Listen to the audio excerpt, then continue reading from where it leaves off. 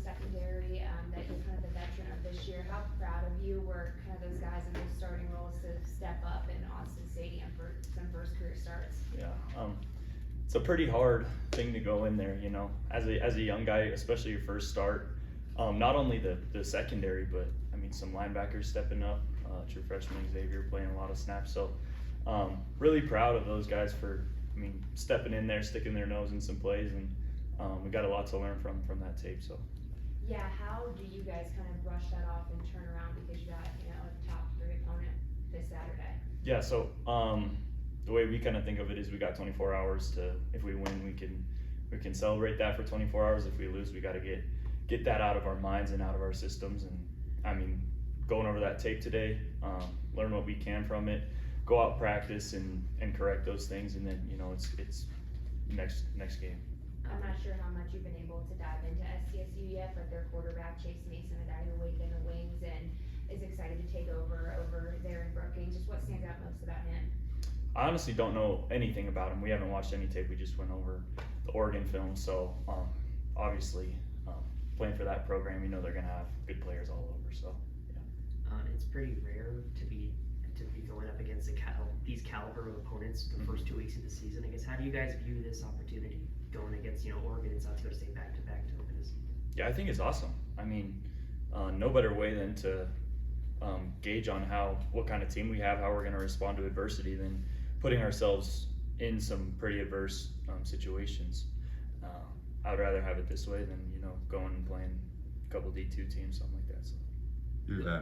Go ahead. No, I was just saying, going up against this Oregon offense, I guess anything that you took away personally from what you saw against them? Yeah, we need to read our keys. I mean, that's all it really comes down to.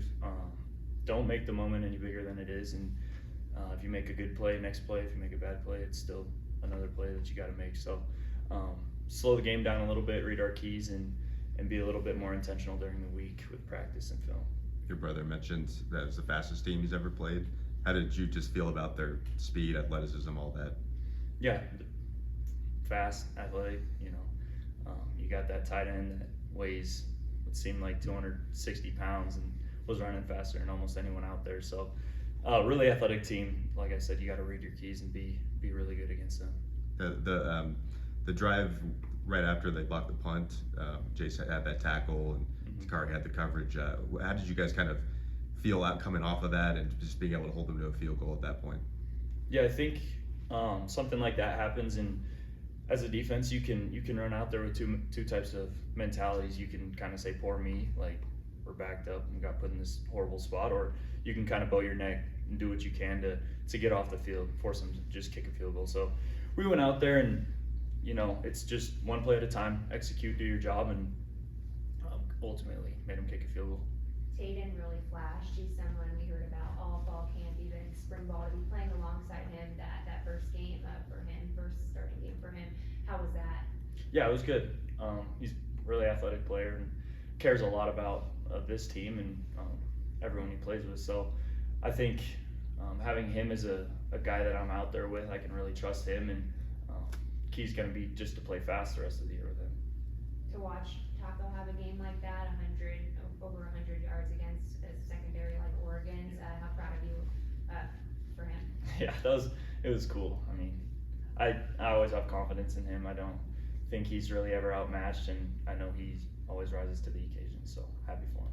The 2022 and 23 losses in Brookings, how much are those in your mind going into this week? Yeah, just as much as any other game, really. You know, we got to go out there and execute the same way that we would have to execute if we won those games. So it's a whole new year. We got a whole new team. They're a whole new team. So, you know, we just got to go out there and read our keys, execute. How much do you think this crowd will benefit your team, getting them at home with a Gold Rush crowd? Yeah, I mean, a whole lot. Like, anytime you don't have to go on the road and you get to play in front of these type of fans, like, that just creates a whole new atmosphere for not only us, but an opposing team that comes in and, you know, they get down close to the end zone and they can't make checks on the offense, and that always helps. So yeah. I know last year McCade O'Reilly called it white noise, like when you put a fan on when you're going to bed. How do you describe playing defense in the stadium? Yeah, sometimes it's tough because we can't get our calls communicated across the board, and I noticed that my first time ever playing here 2 gold rushes ago against Utah Tech, they got down close to the end zone, and it's hard to, everything's going crazy. So, glad to be playing in front of this stadium. So. I guess speaking of that, I know the offense at Oregon was having some trouble getting calls in. I guess defensively, were you guys have any issues getting calls in on Saturday? Maybe a couple times, but ultimately it just comes up to us getting in our assignments and doing our jobs. As a leader, what's the message to some of the younger guys, first-time starters, after that loss, to not let it get to them mentally? Yeah, I think we have a confident group. I mean, our secondary, we'll go in there, and it doesn't matter who we're playing. We're going to prepare the exact same. We're going to give them play as fast as we can, give them our best shot. So just not letting those guys, hang their heads after, maybe a bad play, or get too high after maybe a good play. Coulter, do you have anything?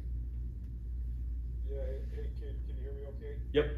Just a couple for me. Doing a little sort of Phil Taylor, just his ability to sort of step up and play really well in that game. What did you see out of him? And also, how impressive is that for a guy to sort of not be slated as the starter and then have to basically play, starter reps after the deal like that?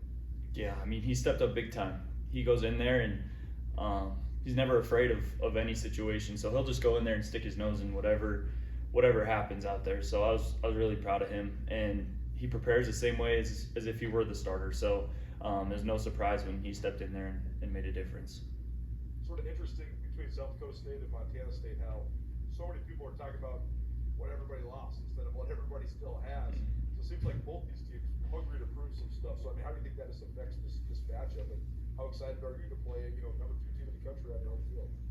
Yeah, definitely excited to play this game. I mean, just go out there and play hard. I mean, make it about us this week and prepare as best we can. But really, it's just going to come down to us doing our job and going out there playing free and not really having leaving anything out on the field. Last one for me, it looked like you didn't have very much rest. It looked like you were in full game form on Saturday, so did you feel pretty good coming into the game? Yeah, felt good. I mean, we got the best training staff around, and I have the best. These last 2 years, I've had the best PT, and really dialed me in on what I need to get better at and what I need to work on. So throughout fall camp, knocking that rust off was pretty easy, and being in the right spot most of the time, so it wasn't too hard.